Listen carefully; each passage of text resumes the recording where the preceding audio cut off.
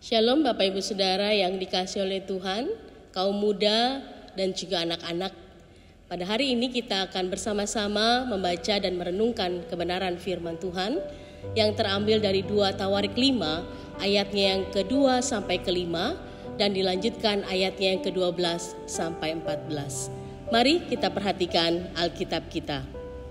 Pada waktu itu, Salomo menyuruh para tua-tua Israel dan semua kepala suku, para pemimpin puak orang Israel, berkumpul di Yerusalem untuk mengangkut tabut perjanjian Tuhan dari kota Daud, yaitu Sion.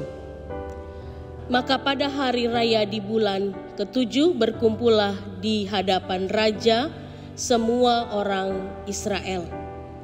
Setelah semua tua-tua orang Israel datang, maka orang-orang Lewi mengangkat tabut itu.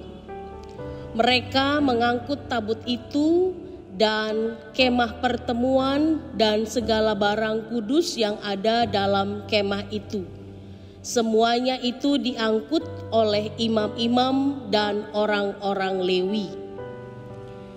Demikian pula para penyanyi orang Lewi semuanya hadir, yakni Asaf, Heman, Yedutun, beserta anak-anak dan saudara-saudaranya. Mereka berdiri di sebelah timur mezbah, berpakaian lenan halus dan dengan ceracap, gambus dan kecapinya bersama-sama 120 imam peniup nafiri. Lalu para peniup nafiri dan para penyanyi itu serentak memperdengarkan paduan suaranya untuk menyanyikan puji-pujian dan syukur kepada Tuhan. Mereka menyaringkan suara dengan nafiri, ceracap, dan alat-alat musik sambil memuji Tuhan dengan ucapan, sebab Ia baik, bahwasanya untuk selama-lamanya kasih setianya. Pada waktu itu, rumah itu, yakni rumah Tuhan, dipenuhi awan, sehingga imam-imam itu tidak tahan berdiri untuk menyelenggarakan kebaktian oleh karena awan itu, sebab kemuliaan Tuhan memenuhi rumah Allah. Demikianlah pembacaan firman Tuhan. Yang berbahagialah kita yang membaca, merenungkan dan memeliharanya. Haleluya. Bapak Ibu Saudara yang dikasihi oleh Tuhan, kaum muda dan anak-anak sekalian yang pada saat ini berkumpul di rumah masing-masing, membangun ibadah di rumah masing-masing, kita bersyukur bahwa hari ini kita kembali dikuatkan oleh kebenaran firman Tuhan yang akan membekali kehidupan kita. Sidang jemaat yang dikasihi oleh Tuhan, apakah yang sedang kita rasakan hari-hari terakhir? Bagaimana dengan orang tua, orang-orang dewasa? Bagaimana 1 bulan lebih ini kita di rumah saja? Apa yang kita rasakan? Mungkin ada di antara kita yang mengalami kesedihan karena usaha menurun, atau mungkin mulai kurang pemasukan keuangan, mulai berkurang kegiatan-kegiatan pekerjaan kita. Bagaimana dengan anak-anak muda? Dengan anak-anak yang bersekolah, yang biasanya sibuk sekali dengan kegiatan kuliahnya, kegiatan di sekolah, bermain bersama dengan teman-teman, lalu tiba-tiba sekarang harus berada di rumah saja. COVID-19 mau tidak mau mengajak kita untuk merenung, berdiam, dan juga lebih dekat dengan keluarga, bahkan lebih dekat dengan Tuhan. Kita mau melihat bagaimana kehidupan kita hari ini. Apa yang kita rasakan? Bapak Ibu Saudara yang dikasihi oleh Tuhan, kaum muda dan juga anak-anak. Kalau saat ini kita merasakan kesedihan, oleh karena hari-hari yang kita kerjakan tiba-tiba berubah.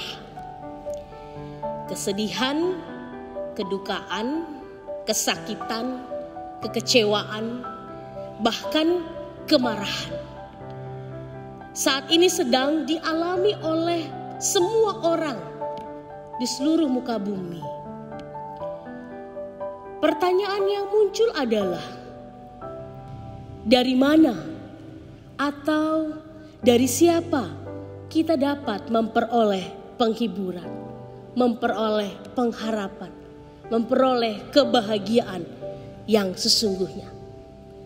Hari ini firman Tuhan memberikan kepada kita jawaban bagaimana kita merasakan kebahagiaan, bagaimana kita merasakan sukacita di tengah-tengah situasi pandemi saat ini.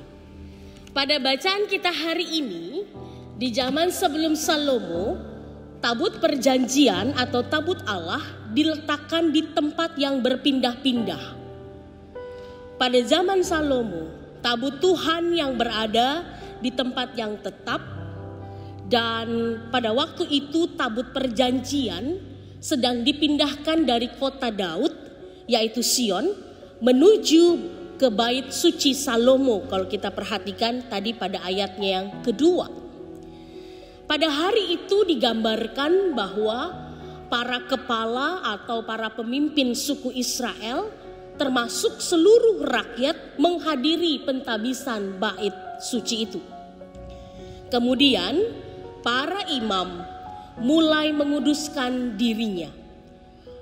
Mereka juga bersama-sama hadir dengan para pemusik, para penyanyi, memakai pakaian lenan halus, dan dengan serempak mereka menaikkan pujian bagi Tuhan.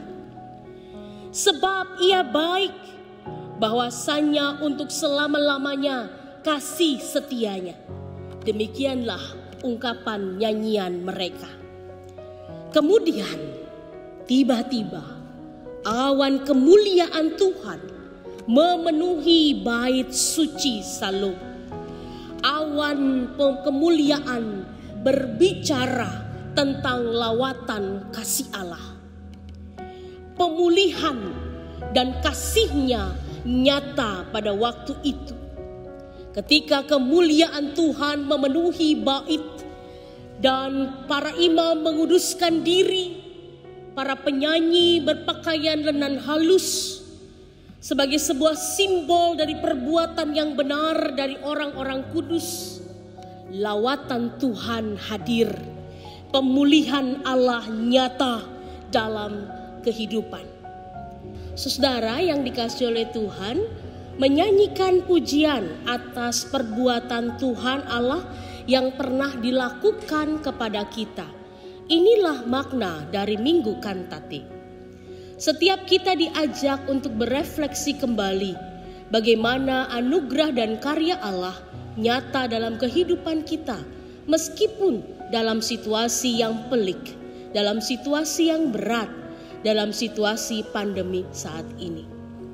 Hari ini Tuhan mengingatkan kepada kita bahwa sesungguhnya kemuliaan-Nya turun atas setiap umat-Nya manakala kita membuka hati dan pikiran kita pada firman-Nya. Kemuliaan Allah yang nyata lewat pembaharuan hidup kudus di dalam Tuhan. Saudara yang dikasihi oleh Tuhan, Bapak Ibu Saudara, kaum muda dan anak-anak, kalau hari ini kita boleh ada di tengah-tengah keluarga kita, membangun persekutuan, sesungguhnya ini adalah rahmat Tuhan yang besar. Tuhan memberikan pemulihan, Tuhan memberikan kesembuhan, Tuhan memberikan ketenangan di dalam segala kecemasan dan kebimbangan. Kalau kita perhatikan saat ini, gereja, tempat di mana kita terbiasa melakukan kegiatan rohani, kegiatan ibadah-ibadah, tentunya setiap kita rindu. Sudah 1 bulan lebih ya, kita tidak beribadah di gereja. Pastilah saya yakin kita semua rindu sekali untuk bisa beribadah bersama. Tapi apa yang kita lihat sekarang? Gereja, inilah gereja kita. Sepi, hening,